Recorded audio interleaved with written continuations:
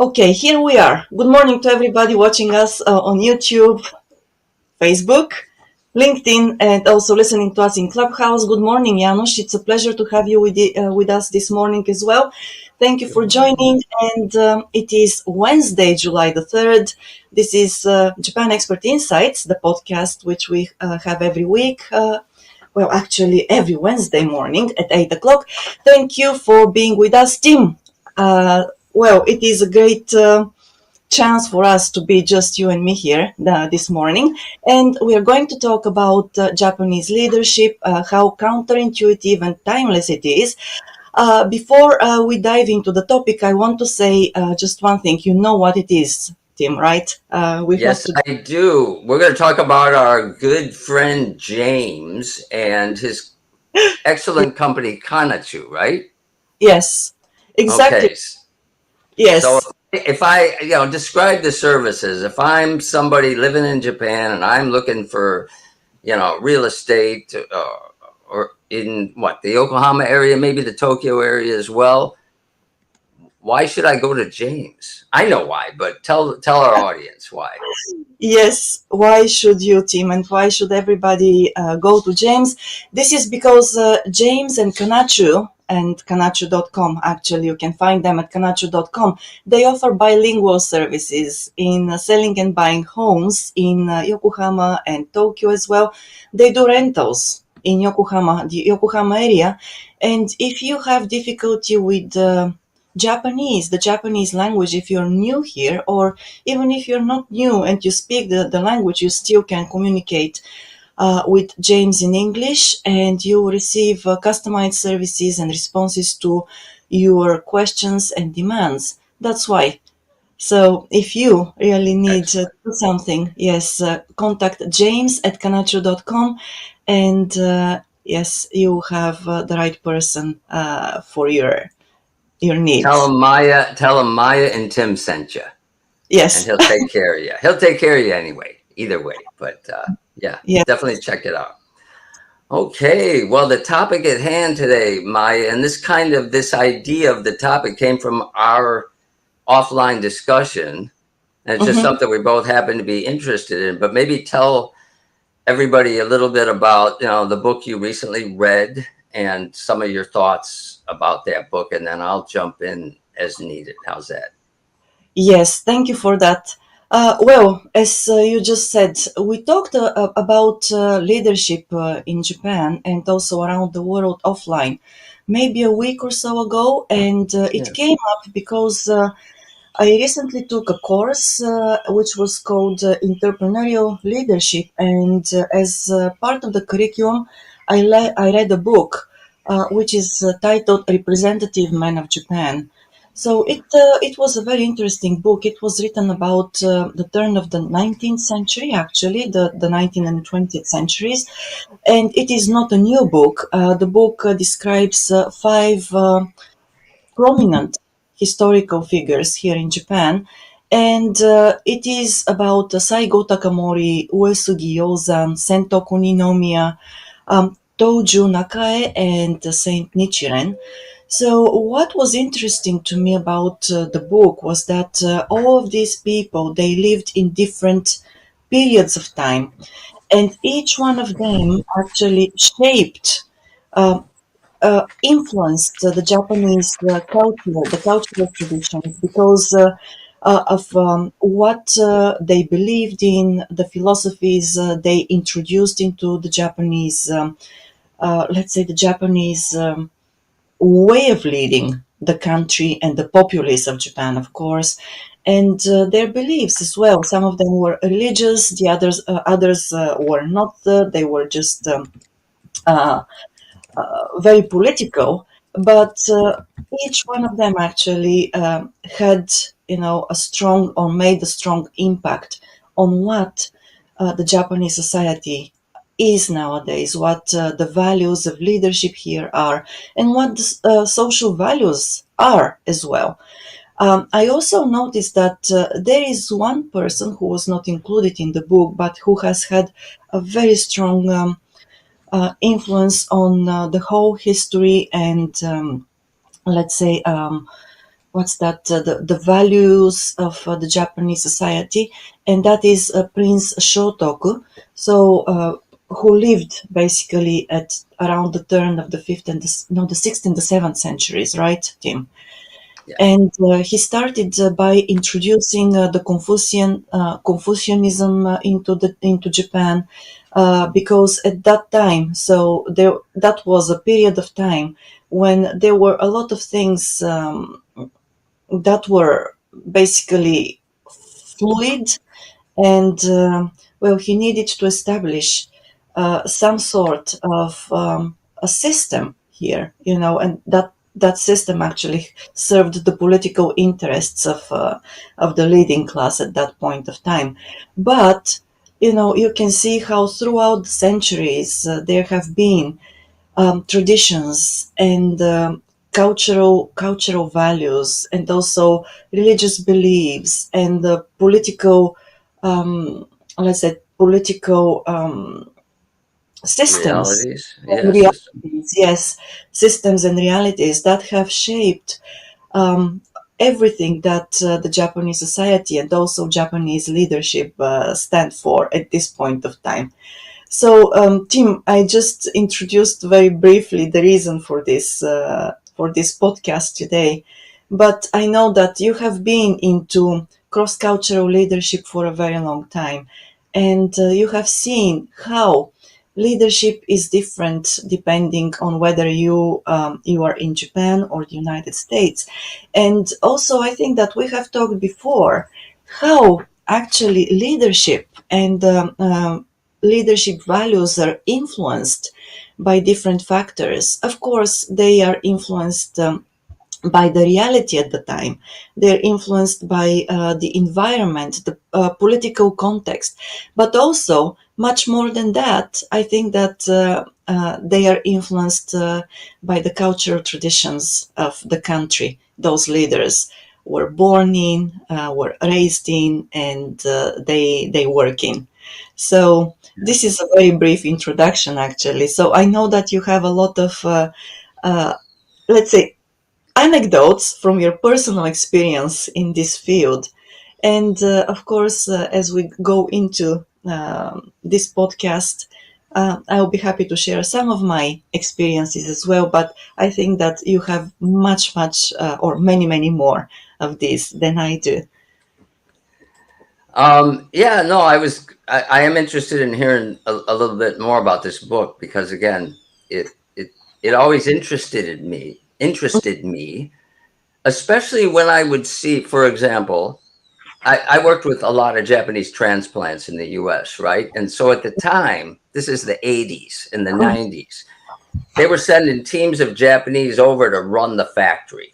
So Mhm. and there were American managers, but the at the time, the president was always Japanese, and the key staffers were Japanese, and the idea was to get the thing started up, and that's how that's how my career started. So within that context, and within the manufacturing context, which is unique unto its own, because it doesn't necessarily translate to other Japanese sectors. Mhm. But I look at manufacturing as I think the Japanese are still really probably the best in the world at it. They're very good at manufacturing, right? Right. And Yes. so within that context, there's a lot of unique factors involved. One is the foundation of Japanese values, which permeates everything.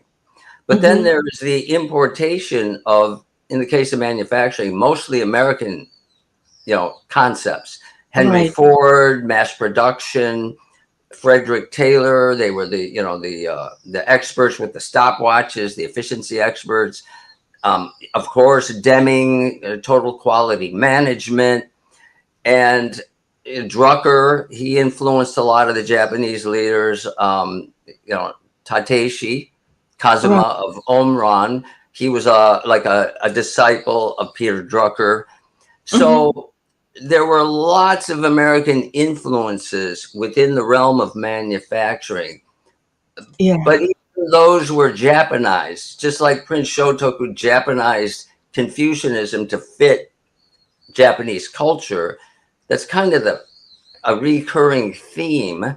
The Japanese will borrow, but they never just drop it in. They massage it to fit Yeah. their value system. And as long as it doesn't disagree with some of the core values, um, they can accommodate it. There is some flexibility. Many people say the Japanese aren't flexible. Sometimes that's true, but sometimes the opposite. In other contexts, they Yeah. can be very flexible, right? Especially Yes. if you're faced with an existential threat like the black ships or the post World War II. Mm. That's going to tend to push you to change very rapidly for Yes. survival. You don't Mm-hmm. really have a choice, right? So, and then I also want to say there's a bell curve of leadership in any given group, right? Yes. I know you've worked for some horrible Japanese bosses and leaders, and I'm sure you've worked for some great ones, and Yes. I could say the same in my career, right? Yes. Yes. Very Um, so. but it's not just a title. There's leadership within the ranks. Even in the lower ranks, you see certain people who Mm-hmm. people just follow and they get stuff done. And here's a good kind of an extreme example. This is one thing that's really interesting about Japanese culture. So in two situations I can remember, one I was employed by the company and the other one I was a consultant. But Mm-hmm. in both situations, the president, the Japanese president in both cases, was not respected by anyone Right. and was the term amakudari was sent down from the parent company because the parent company didn't need that person. And then they were put in as the president. That was in one situation. The other Mm-hmm. situation was it was the relative of the founder back in Japan. It was a relative. Okay. Right. They were Yeah. both not competent. But the team below them said that's no excuse to fail. We have Right. to prop up this leader because failure is not an option, to use the cliche.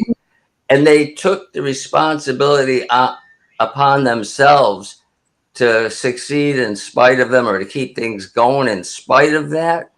Mm-hmm. And it wasn't optimal. There were a lot of problems, but there was that leadership in the lower ranks covering because his loss was also a loss of face for them, right? Right. So I saw leadership displayed at every level in Mm-hmm. Japanese organizations. And I often wondered what makes somebody so special where Japanese will follow them and Americans will follow them, right? Right. And some Yes. right? And some of the things I think were the Japanese companies that went to the US that I was associated with. They had a vision of they didn't really have a detailed business plan, but they had a vision and it was based on values.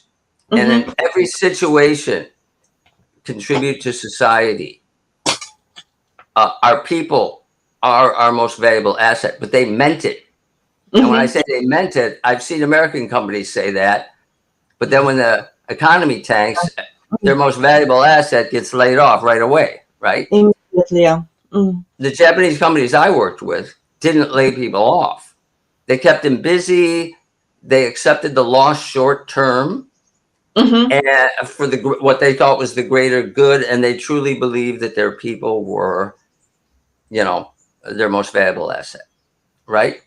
And I Yes. think there was something appealing. And the other thing that's really appealing to Americans, to everybody, I Mm-hmm. think, the Japanese leaders that I worked with were always willing to get their hands dirty. They would go out on the floor and they would get greasy. They would jump into to a machine. And I've seen presidents, vice presidents work on the production line. I've worked with them. Um, the American employees really were impressed by the Mm-hmm. fact that no work was beneath them. Okay. Now, Yeah. obviously, I'm focusing on really positives, right? There's lots of negatives, Oh but yeah. that's a lane that a lot of people cover right now. So today's a little counterintuitive. What are some of the good things, right? Yes. So those are just some random thoughts. Any you want to build off that or any Yeah. comments? First, if you don't mind me, I wanted to just do a Please. very small, let's say, a mini analysis of what you mentioned in the beginning about Okay. those two persons who were dropped from, from top. So, and basically their team supported them, entirely supported them, right? Even though Right. they didn't hold much respect for them and so on, because I Right. can see how, first of all, that is, if we can put it into that Confucianism of, the hierarchy of, the person at the top should be respected. That well, and even though there is no true respect in the hearts Right. of people, they still maintain those values because, as you said. Um, the group mentality, and that is when the inner, I mean, and if the leader fails, basically the whole team will fail, right? Exactly. It's everybody. Yes, it's Yeah. everybody. They cannot afford, even if one person fails, they cannot afford basically the team to do that, right? Right. So it is, I mean, we can see how Confucianist values are projected there, and then how the group mentality, the teamwork, and everything is just out there, for everybody to see and participate in. And I also wanted to say to you, to your question, it was probably a rhetorical question. So, what qualities make Japanese leaders or help Japanese leaders to be respected by both their Japanese subordinates, and the Americans as well? And it's really interesting because I think that both uh, you know, um, basically both nationalities, they respect different qualities. And so even though it is one leader there, so the two sides respect them from because of what they see or project onto that person Right. who is the Right. leader, right? And so maybe Right. for the Americans, as you mentioned, it is that no work is below or beneath, sorry, what Beneath. beneath Yeah. them, right? Right. The first thing. And for the Japanese, it is maybe the expression of that. Well, basically the leader has to be benevolent. He has to take care of his team. He has to be just there for them, and because once we have talked about this before, but if somebody on the team fails, then all the responsibility is put on the leader, right? So there are It's different. heavier. It's heavier the farther up you go, and uh, that's also very Confucian. So is very the idea. So is the idea of the benevolent, ethical, moral leader. It doesn't mean all Japanese leaders are benevolent, ethical, and moral. It means that's the ideal Yeah. that society projects as how one should be, how one ought to be. Right. Yes. So And still, yes, I wanted also to say that when society projects that in Japan, people follow it, right? So as you yes, said, as you gave those yes, two examples, even when the leaders are not what they should be or what they're expected to be, so the people who are under them, they still follow those perceptions and the values, and they support their leaders, so right, that at the end of the day, it could be, the team, it could be the community, it could be the whole company, or the whole society goes well, doesn't fail actually. So yeah. that's unlike in Western cultures and society, where people just try to save themselves individually, and find a way to escape or a way to benefit. Yeah, Um, cover your ass. CYA is what we say. Here's actually, as you were talking, I thought of another thing that I think is really appealing, no matter what culture you're in, and yes. it's related to work not being beneath you. And Hmm. what it is, again, manufacturing. All the managers I ever worked with, Japanese managers, Hmm. started the first month or two of their career with the company working in the factory, Hmm. where they were taught from the beginning, without this product, we have nothing. This is Right. where value is created. And you have to walk in the moccasins of the hardworking people in the factory And people often portray Japanese management as really scary and dehumanizing, and in some contexts it is. But in the context of a factory, the Mm-hmm. Japanese management and leadership shows lots of respect toward the workers on the factory floor. And I think some of that empathy has to be created by actually working on the factory floor for a couple months and seeing how hard the work is, Mm-hmm. right? And Yes. then when things go wrong, and a lot of this came from Deming, but it also fits with their values, is that when a mistake is made, again, the responsibility rolls upwards. Yeah. Now, it's not that people on the floor are not responsible, they are, but there's burdens of responsibility and they get heavier as you move Mm-hmm. up. And so when that mistake is made, they don't blame the operator. They don't write up the operator. They go out and I was with a Japanese manager who went out and apologized to the operator for not providing the proper Mm-hmm. conditions where that operator could succeed. And in many cases, the operator, and actually in all cases, is invited to help them understand the problem and Right. sometimes to work with them to come up with solutions. And so rather than punish the operator, they make Mm-hmm. the operator responsible by inviting them into the problem solving Right. process, Yes. right? And which is a really smart, strategic way to continuously improve your factory. Yes. And Yeah. a non-strategic way is to beat up the operators every time they make a mistake. So now they all hide their mistakes and you can't see the mistakes or you can't figure out what the root Yeah. causes are, right? Indeed. So that style of leadership, again, probably mostly in manufacturing, I can't speak for other industries, is something that I think Americans had trouble grasping because they couldn't believe it, but they Right. admired it once they found out that their Mhm. intentions were there to help them and not fire them and write them up, right? Anyway, Yeah. that's my empathy. So I guess empathy is what I'm saying now. Yes, empathy and sympathy is really a very strong part of it, I think. And as you mentioned, Tim, well, probably in manufacturing and also in bureaucratic organizations, leaders behave in different ways. But we know that bureaucracy in general, just twists and skews everything. It's not just leadership values. It's not conductive to a lot of progress and a lot of let's say innovation either.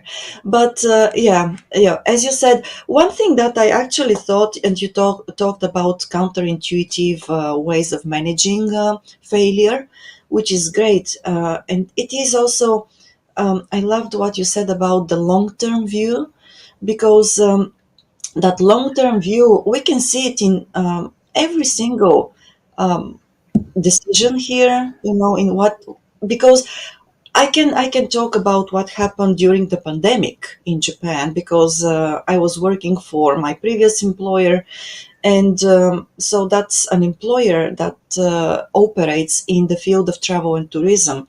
And you imagine that when the pandemic hit, the borders were closed, so suddenly everybody stayed at home. There was no travel, there was no work for any company, in that industry. And even though we had no work, so our employer, my employer basically, and everybody in that industry, they didn't lay off a single person. They Right? found, yeah, they found ways to keep them busy. And it's not, I want also to say that it's not just the industry, okay? Also the government. The Right. government, made everything possible to make it easy for the whole industry to actually keep their employees employed. Yeah.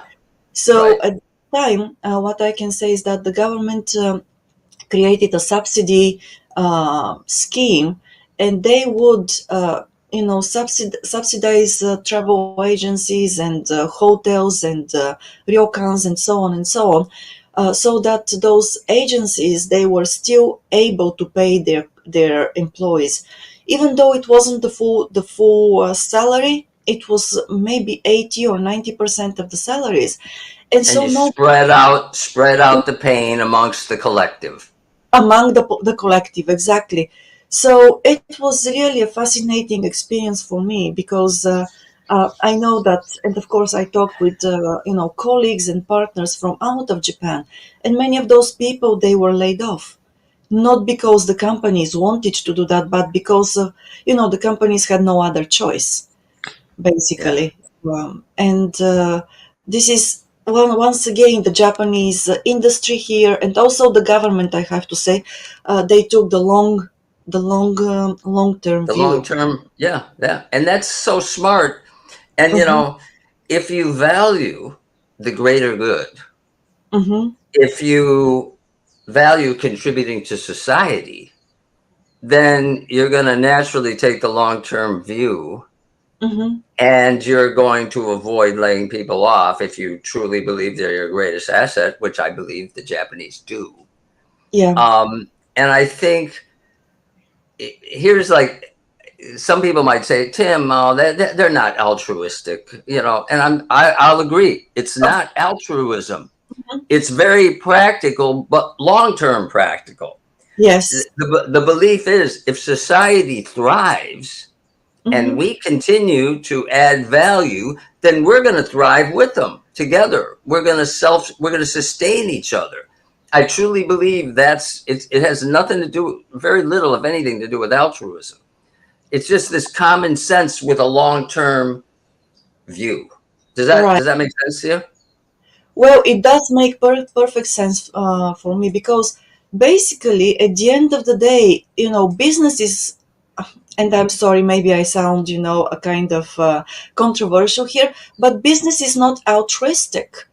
In order to survive, companies, they cannot afford to be altruistic. But the thing is that even though they're not altruistic, they still have different values which they subscribe to and which they follow. So that's the other thing. That basically altruism, even when it is out of the equation, Yeah. it's still good for. I mean, it works for the greater good Yeah. because these values we have. Yes, Having and I wanted to quickly address Minako's comment because I think it's a really good one and very important. And then she says the collectivism cultural approach creates a hierarchy in blaming culture. I've seen that, and here's the thing: the positive side of collectivism is collective responsibility. I think that's Hmm. a plus, right? And Yes. then there is blame there, or you can dilute the blame. You Hmm. can spread out the blame so everybody gets a little piece of it. And sometimes you see this lack of accountability, which is very, very common. Okay. Yeah. I think in factories, I saw more blaming amongst the Americans because they had taken Deming's continuous improvement strategy to heart. And they said, if we blame people, we can't improve. I really believe to them, that was, an adaptation. So I don't disagree with the comment, though. There is a dark side of it. We're just Yeah. not concentrating on it yet in today's talk. But Yeah. was that Yuka that jumped in? Yes, Yuka. Oh, That. Yuka, Yeah. come on! I didn't mean to interrupt you. Sorry about that. sorry, Yuka, and without realizing I was still on mute. Can you hear me? Yes. yeah, we can hear you now. Thank you for coming. Yeah, maybe I'm gonna pull off my face from the phone. This is a great topic, and I'm glad that you guys are talking about it. And then, I am so since before anybody else or somebody else sort of pointed out, yes, there are so many good aspects in Japanese leaders, Hmm. but any country and anywhere there are some bad apples, right? Yeah, of For course. sure, for sure. Is that me or like starting off because the used car company, what's the name, like another autobacks, Right, they're right, right. Yeah, yeah, right, and then also yeah. Toyota subsidiaries falsifying the Hmm. test results. Yeah.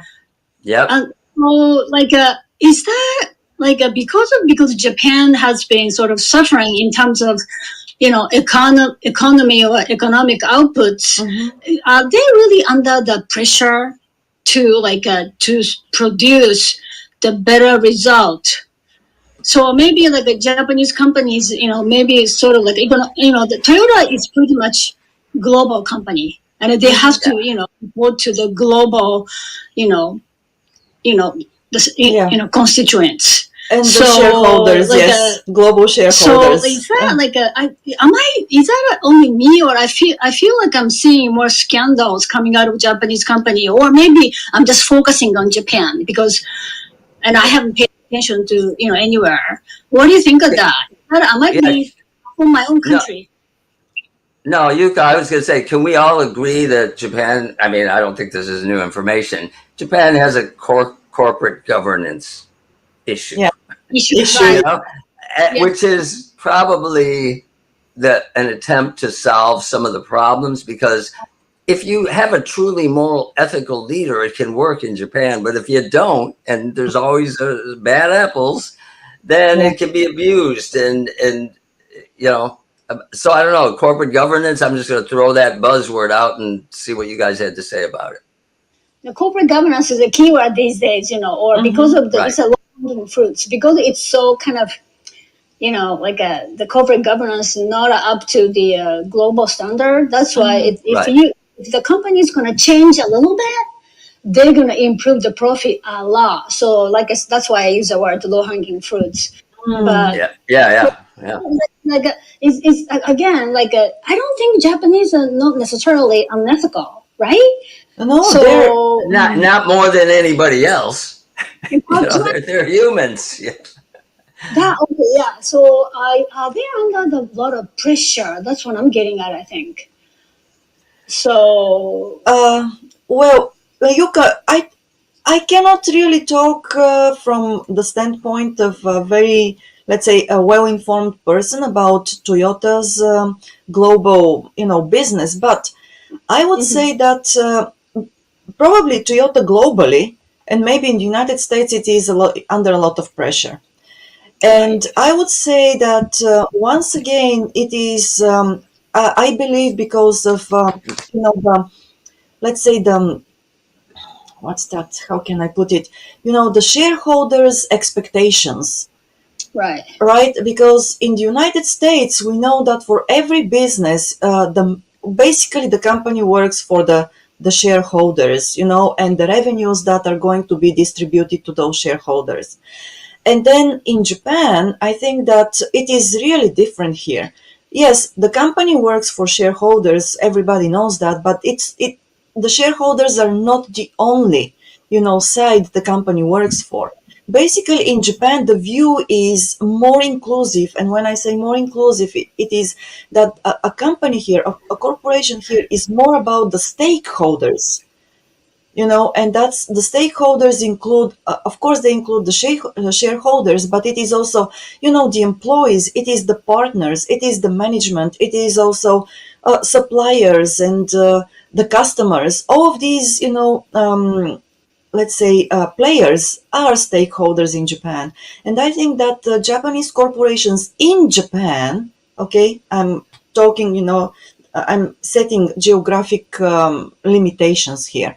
So in Japan, a corporation is much more inclined, to think about how these stakeholders, all of them, get a certain level of satisfaction, not 100% satisfaction, right? While I think that in the United States, more, the accent, the focus is more on the satisfaction of the shareholders. Next quarter.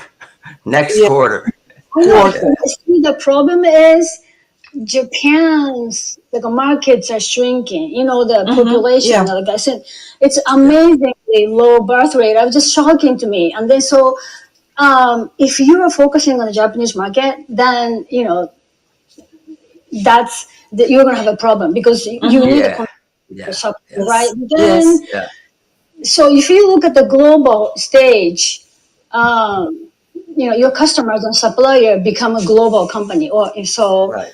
Yes, but going back though, my question, again, have we always had, like a certain amount of scandals in the past? Like I said, yes. My point is, am I just noticing more on scandals, or they're just, just a certain numbers of scandals are just part of our lives? I More think, cameras, more access to people, yeah, Okay. the social media. Yeah. yeah. Yeah. I think that in general, people haven't changed much. I mean, we are the same human beings, the same Homo sapiens, and we are prone, to mistakes, right? And greed. And Some of greed. us are greedy. Everybody has a, Yeah. yeah, Yes. greed. To me, though, greed drive growth sometimes. But anyway, I'm Oh sorry. yeah, Yeah, I go ahead. agree with you, Yuka. But here, if you don't mind me just extrapolating a little bit about this, we are all, to a certain extent, human beings are greedy. So, and of course, it differs. It's based on the way we were It's a raised, balance. and there is a balance. Some people find the balance, and they just want to have, well, a comfortable life. Others want to be powerful because of, the financial means they have. Because let's be honest, money gives you power, okay? But the Yeah. thing is that I think that because of the Japanese value system here, even those people who have a lot of power because of their financial means, they do not demonstrate it the way it is They demonstrated in other could. parts of the world, right? Yeah. But another thing that I wanted to ask you before we go into, before we thank our other sponsor. But another thing, Yuka, I wanted to ask you, do we really, you mentioned that the Japanese market is shrinking. And so, if you want to focus on the Japanese market, you have a lot of, you'll be in trouble and so on. But my question is, do we always have to, shoot for growth, for the next quarter growth? Because somebody yesterday on LinkedIn mentioned that the Japanese companies, once they reach their plateau, they manage it. And so, that managing that plateau isn't this ability to manage the plateau, of your business growth, basically the key to sustainability and sustainable business practices? This is my I question to think you, Yuka. if you can do that, that's great. But it really depends on the industry. Because you can sustain the growth because it's an inflationary, environment. So anything you sell, it's got the higher price, so it's going right. But then, Yeah, it's because if we, of course, I know that in order for a company to, to continue existing, so it has to make certain profits to generate revenues and so on. But do these revenues always have to be, so competitive? I mean, like with other companies and so on. I mean, when you compete with other corporations, for example, because I think that for some Japanese family, let's say, okay, family-run companies, and they have become corporations throughout, the past century and so or so. So they have actually managed to work at the plateau, yeah. right? I think in your industry, if your product is a very niche, and then if you have Mm-hmm. differentiated yourself, I think you can do that. Mm. Yeah. And there are technological changes that happen, so you got to make sure your product isn't obsolete. One, Right. Mm-hmm. right? So, do you have a timeless product that doesn't age? Is one thing. And do you have your eye open for not Like only new opportunities but dangers that of not adapting? Right. So right, adaptability, it seems to me to be pretty important as well. Yes, I right, and agree. then like a product like the Japanese sake. I was just they're looking at it. It just there are always certain population will consume. There are always certain demand. Mm-hmm. So that Right. is great. But anyway, so see my yeah. So so you're saying that maybe I'm just like so the not there's a not because of the Japanese like a sort of integrity of Japanese management have not been in like a sort of deteriorated. I just been noticing more. Oh, I think that we just have more access, and because of the Yeah, social yeah, and everything, it's yeah. more visible. That's probably, Mm. the visibility has improved. That sometimes visibility is no, sometimes visibility is no good, right? Because there's always copycats. Yeah, Ah, there's always a yeah. yes, That's yes. maybe. Hey, but on that note, I didn't want to miss this opportunity to say Sorry, we sorry. would like. I No, did. that's okay. That's great. We can come back and answer that question, but we would like to talk about our good friend Hana Hannah, yes. and her company Houze. And Maya, tell our viewers what Hana can do for them. Okay, once again, we start with the bilingual services because I know that this could be a high barrier for some people here in Japan. But bilingual means good in English and good in Japanese, or excellent in English and excellent in Japanese. So, and Hause is in the business of renovation and also home design and reconstruction of course, personal properties and commercial properties. So, if you are considering designing or redesigning your home, or actually your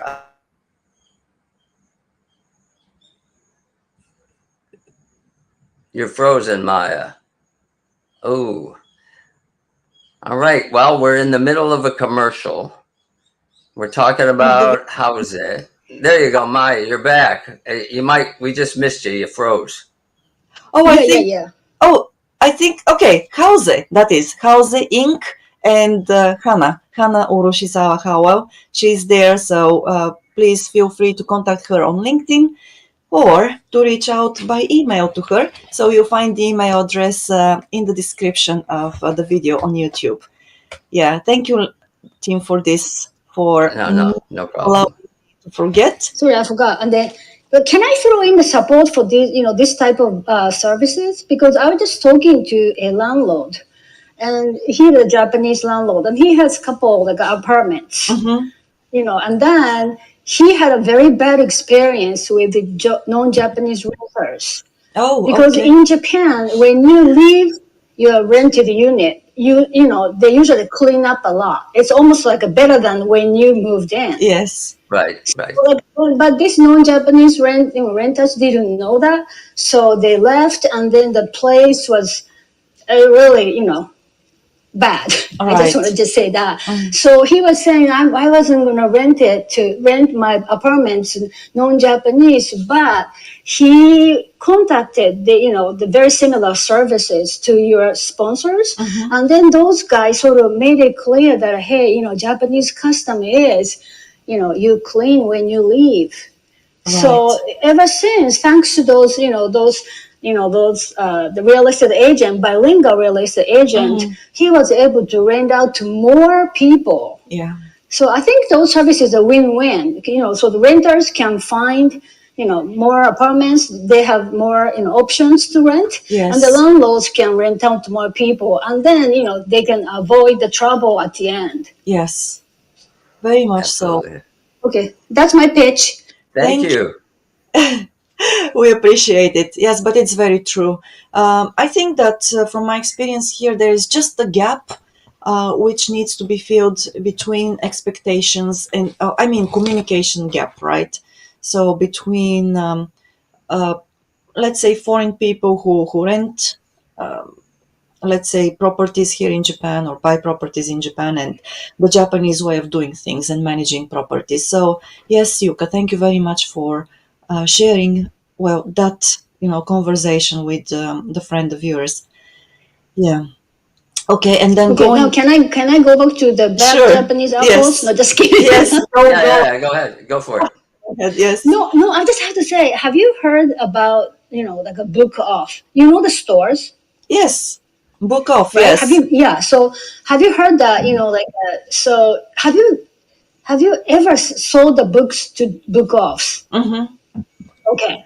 Were you surprised how low they pay for your books, Yes, I wasn't right? actually first. At first, I was surprised, but then when I thought about that, basically, they do a lot to improve the package so that the package could be sold at a higher price later. That's a good point. Yes. Right? And then Yeah. basically I have noticed that when I buy books at Book Off, they are almost like new, even though they are second or third hand, I don't know.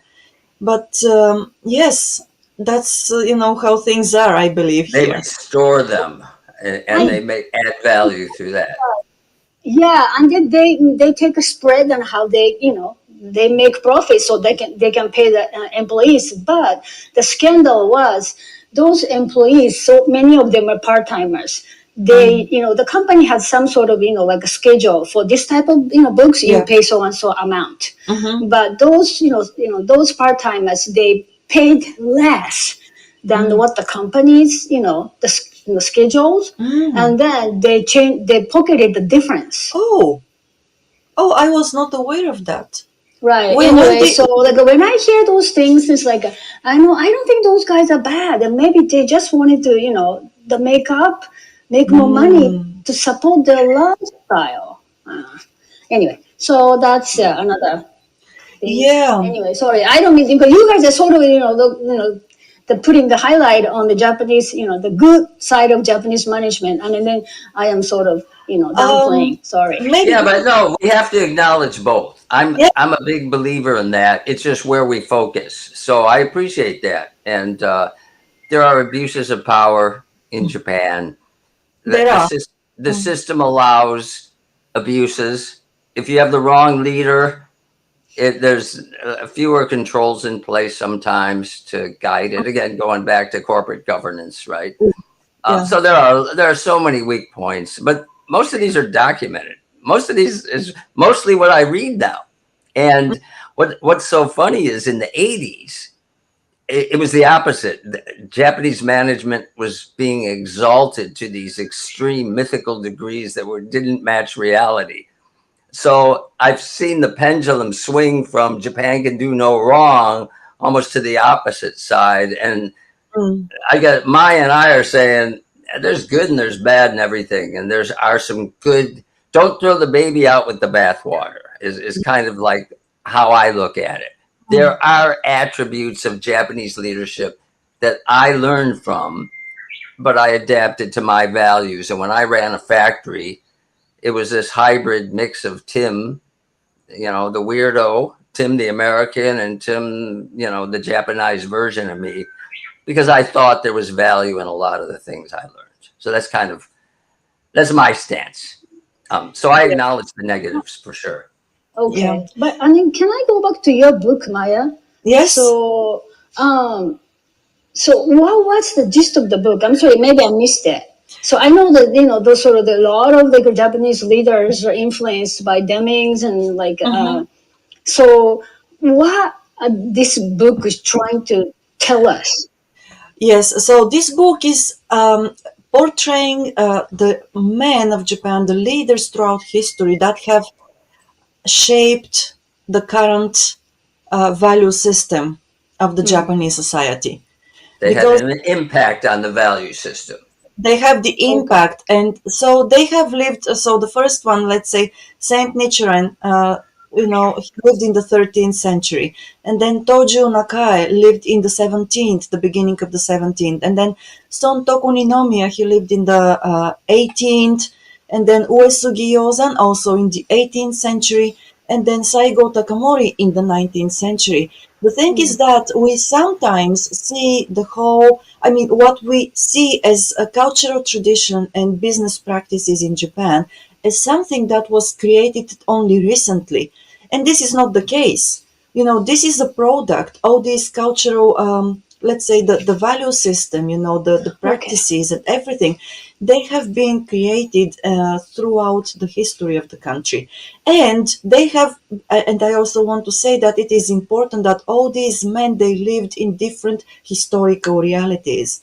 So, the needs of the time were different for every one of Okay, them. I think you said that. Okay, yeah. Okay. Yes, because it's not just everything was the same throughout history, right? So there are different struggles. There were different, once again, threats at that time, at each time actually, for every one of them. And the political establishment of the time, they needed different things, in order to be able to lead and to rule and so on. And of course, all those the impact each of those men had on the value system, the modern value system of Japan, comes because of different realities, and they have been created for different reasons, right? So you're saying that those men had a influence on the value system on Japanese, not only for the corporations, Japanese society. Yes, Is that? I think I'm really echoing. yes. I would Okay. say that the first thing that we notice, it's the Japanese society, and then from there, all those values, they have seeped into the corporate practices. Okay. And does the book have any advice for the No, current and no, future leaders? no. There is no Okay. advice. It's and that book was written in the year 1900. Oh So wow. Okay. yes, yeah, and I that's think things have changed since then. Okay. yes, things have changed, but the thing is, Yuka, that book was written by a Japanese person who lived in the United States. And at that time, there was a lot of upheaval about Japan and, the Orient and so on. And there was a lot of misunderstanding as well. So once again, that book is a proof that, things happen because there are needs for them to happen, right? Books are written, and then philosophies are born, and systems are created because of the needs of the time. Then why this book was assigned to you? What are you supposed to? Because we have to be aware that Mm, things change, some things change, but once they have been set and created, or incorporated into a system, they persist throughout history. And what we see, the Japanese mindset at the moment is a product of those centuries, of different needs, of different historical realities, of different ideas and philosophy. And I think it's really important to state that that thinking, they're not necessarily conscious of it. It's just baked in, It you know. is. you mean Yes. that? You mean the people back then? Those Mm-hmm. leaders back then? Even now, the leaders now, they don't, most of us don't consciously understand how thought leaders in the past affected our thinking, whether it's the Greek philosophers or whether it's Prince Shotoku or what any of the leaders that Maya talked about. Like, it just gets kind of embedded into society, into the ecosystem, and then you're almost like on autopilot. You think that way without understanding where it came from. But Yuka, another thing is that I want to make this point, and I cannot, repeat this enough, is that nothing happens in isolation. Right. Nothing, and everything what we see is a result of something that has happened, before. And what do you say? The reason and result, the connection is always there. And what I want to say, what my appeal is, that we should not look at the present, just only at the present. Right. Always look back and think, why is it Mm. happening right now? Why? There is a reason for that, always, right? Yeah. See, sometimes what is it? Yeah, like I know what you're gonna say. Like the this is the result and cause and result, or Cause they and just result, yes. like just maybe coincidence. And like it's coincidence is not a good word. Jesus, I can't remember. But anyway, going back to the history, like a I know we study history because we can sometimes, well, most often, glean a lot of lessons from the history, and so that we don't repeat the same mistakes. Mm-hmm. Yeah, Ideally. You know, yeah, ideally, yeah. ideally, that's You the know, point, right? yeah. One thing that and I have seen it nowadays, because maybe because of the social media and how the algorithms work. So basically, if algorithms keep pushing you content that actually suits your personal beliefs and so on. So I think that for us, we are prone, much more inclined nowadays, to just look into our what's that, to increase Stay in our bubble. stay in our bubble, yes. And and Yeah. by staying in our bubble, we basically solidify our personal biases, and Right, that's I dangerous. know. So Like YouTube, like one, something one type of video that I look and I just YouTube just keeps sending the same stuff, right? yes, And it yeah, seems like that's become the whole world. Like the teams that like Right. it's Exactly. so yeah. you gotta be very careful. We have to be very But yeah, careful, anyway, yes. And I yeah. want to All right. say, yeah, I also want to say that, of course, look at history, but also look at how different people interpret history, right? Because the interpretation of history is not one and the same. So, and Yeah. we have to be aware of that. We have to be open to seeing how other people, interpret history, because without doing that, we're never going to see basically why, conflicts have happened, and, how they have been resolved and so on. So, The and then, winner of the conflict writes the history books. yes, Sadly. Oh, yeah. Just true. I just have one like interesting anecdote, and that is I read a book called years ago by Ivan Morris. It's called The Nobility excuse me, The Nobility of Failure.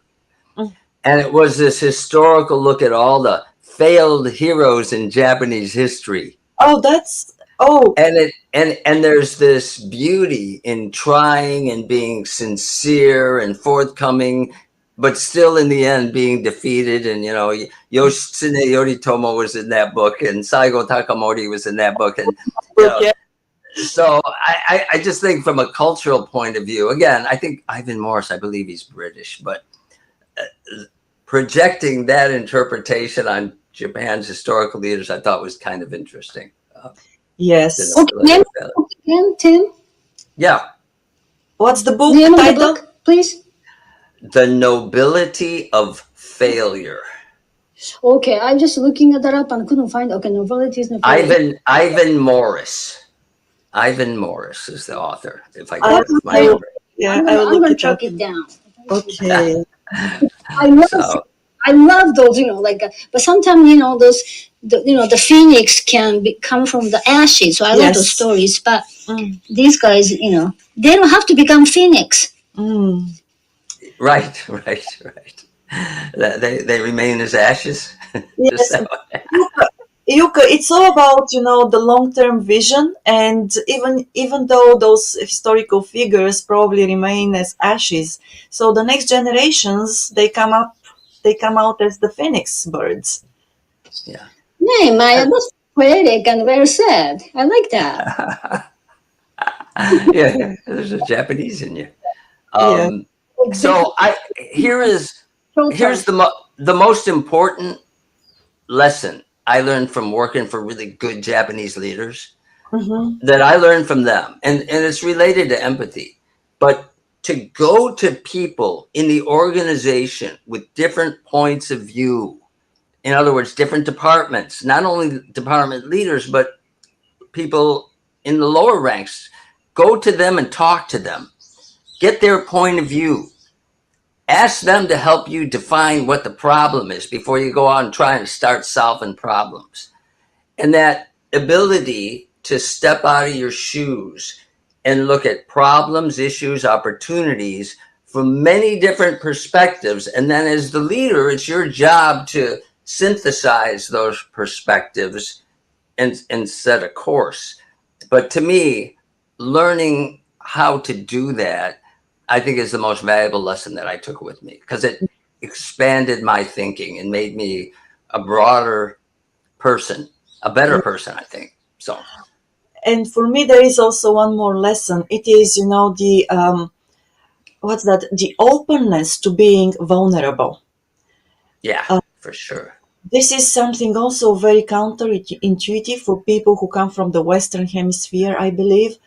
But being vulnerable actually helps you lead people in Japan. And I think that we can have another podcast, Tim, about we can continue the topic about. I'm sure we could. Yeah, we could. Hopefully, everybody enjoyed it today. I know we run out of time, and we also have to get our last message in for our two sponsors. Yes. People we love very much, sincerely, even if they weren't our sponsors. And Maya, I'll let you close it out with that commercial. Okay, so first of all, thanks to everybody, and have a look at our sponsors, their contact details here. So, kanachu.com, the full name is Kanagawa Chuo Jutaku, where James will be very happy to help you with bilingual services in buying and selling real estate in Tokyo and Yokohama. And also Hanako at Houze.inc. So where you can talk about designing your home or commercial property or reconstructing them or redesigning them. So many thanks to Kanachu.com and Houze Inc. and to James and Hannah. Tim, thanks for your great insights again. As Oh, it was fun. I always enjoy. Thank you for yours. Oh, well, I tried hard. I don't know whether it was fun, but I hope that our viewers enjoyed them. And definitely we will continue this topic a little bit down the road because we have not exhausted it. There is No, not more to talk about. Yeah. absolutely. Okay. Okay. Thank You you, everybody, for coming today and for all your comments and for, your feedback. Really appreciate it. very Thank much you. I'll so. try to come up with more positive next time. Yes, yes. So it's important to have the negatives, acknowledge them, and work to improve. Yeah, That's I'm very sorry. I'm always important. looking at like how to put, spot the when the next good stock. So okay, Okay. Yes. Very cool. Thank you, Yuka. okay, bye. Thank you. Bye. Bye bye. Thank you, everyone.